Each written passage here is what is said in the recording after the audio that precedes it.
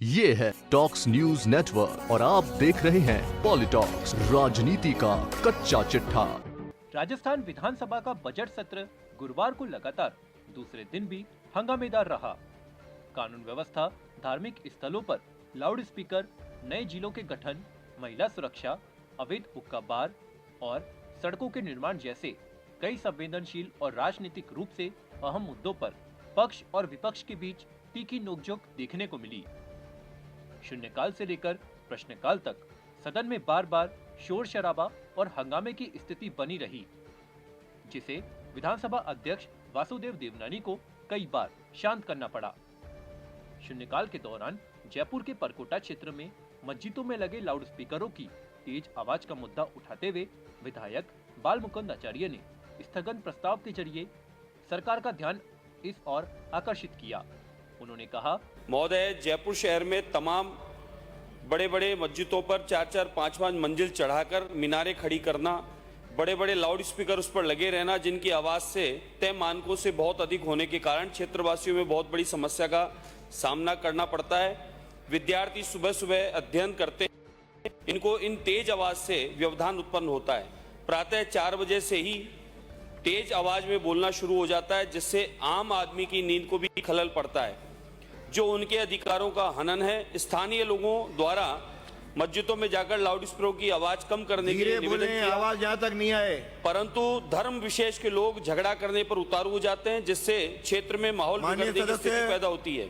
आगे रह करके मैंने भी पूर्व में अनेक बार इस संबंध में शिकायत की है, संबंध में प्रकरण विभिन्न स्तरों पर उठाया है, लेकिन आज तक इस संबंध में कोई भी दिशा निर्देश जारी नहीं किए गए हैं, कठोर कार्रवाई नहीं की गई है। रमजान माह में तो हालत ये हो जाती है कि एक्स्ट्रा लाउड स्पीकर लगाकर पूरे कॉलोनियों में लगा दिए जाते हैं और तेज आवाज कर दी जाती है, जिससे बीमार वृद्ध बच्चों को परेशानी होती है। प्रक्रिया विशेष उल्लेख प्रस्ताव के माध्यम से मेरा सरकार से निवेदन है, गुम्बदों में लाउड स्पीकर को कम करवाएं या हटवाया जाए तथा इनकी आवाज में सीमा निर्धारित की जाए। ध्वनि प्रदूषण से जनता को बचाया जाए, जिससे सांप्रदायिक सौहार्द बना रहे और साथ ही विद्यार्थियों की पढ़ाई, बड़े बूढ़ों का जो स्वास्थ्य संबंधी समस्याएं रहती है। इतना ही निवेदन करता हूं। धन्यवाद। वहीं इसी शून्यकाल में प्रदेश में नए जिलों के गठन की मांग एक बार फिर जोर पकड़ती नजर आई है। बांदीकुई से भाजपा विधायक भागचंद ताकड़ा ने बांदीकुई को जिला घोषित किए जाने की मांग उठाई।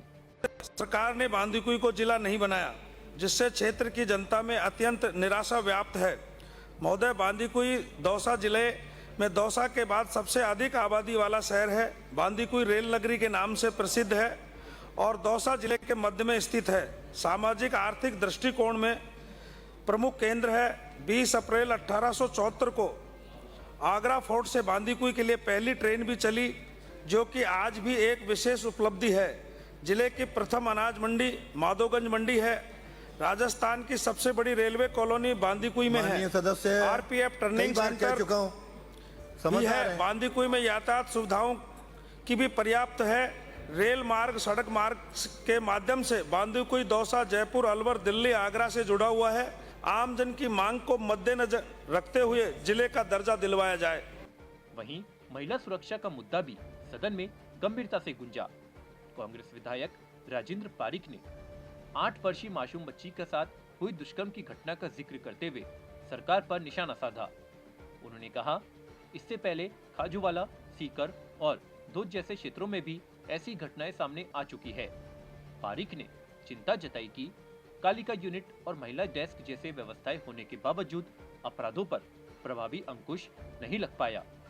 उन्होंने सरकार से महिलाओं और बच्चों की सुरक्षा को लेकर कड़ी निगरानी और ठोस कार्रवाई की मांग की, ताकि ऐसी घटनाओं को रोका जा सके। बता दें, प्रश्नकाल के दौरान भी सदन का माहौल गर्म रहा। टोंक जिले में संचालित अवैध हुक्का बार के मुद्दे पर पहले ही सवाल के साथ सदन में हंगामा शुरू हो गया। विधायक राम सहाय वर्मा ने वर्ष 2023 से 2025 के बीच अवैध हुक्का बार पर की गई कार्रवाई का विवरण मांगा। इस पर गृह राज्य मंत्री जवाहर सिंह बेडन ने जवाब देते हुए कहा कि राज्य सरकार नशाखोरी के खिलाफ लगातार सख्त कदम उठा रही है। उन्होंने बताया, प्रदेश को नशा मुक्त बनाने के लिए स्पेशल टास्क फोर्स का गठन किया गया है और कोटपा एक्ट के तहत निरंतर कार्रवाई की जा रही है। वहीं सदन में सड़कों के निर्माण को लेकर भी टकराव देखने को मिला। पीपलदा से विधायक चेतन पटेल ने घोषणाओं की पालना नहीं होने पर जिम्मेदारी तय करने का सवाल उठाया। इसके जवाब में उप मुख्यमंत्री दिया कुमारी ने पिछली सरकार का और मौजूदा सरकार के कार्यकाल की तुलना करते हुए सड़कों के निर्माण से जुड़े आंकड़े पेश करने शुरू कर दिए। इस पर विपक्षी विधायकों ने हंगामा कर दिया। बाद में दिया कुमारी ने पूर्ववर्ती सरकार के 5 साल और भजनलाल सरकार के 2 साल के दौरान हुए कार्यों का विस्तृत ब्यौरा सदन के पटल पर रखा। कुल मिलाकर राजस्थान विधानसभा के बजट सत्र का यह दिन सत्ता और विपक्ष के बीच तीखे राजनीतिक संघर्ष, जनहित से जुड़े मुद्दों और नीतिगत बहसों का गवाह बना। शोर शराबे और हंगामे के बीच सदन में प्रदेश से जुड़े कई अहम सवालों पर चर्चा हुई, जिसने आने वाले दिनों में राजनीतिक माहौल और गरमाने के संकेत दे दिए हैं।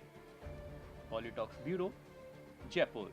ये है टॉक्स न्यूज नेटवर्क और आप देख रहे हैं पॉलिटॉक्स, राजनीति का कच्चा चिट्ठा।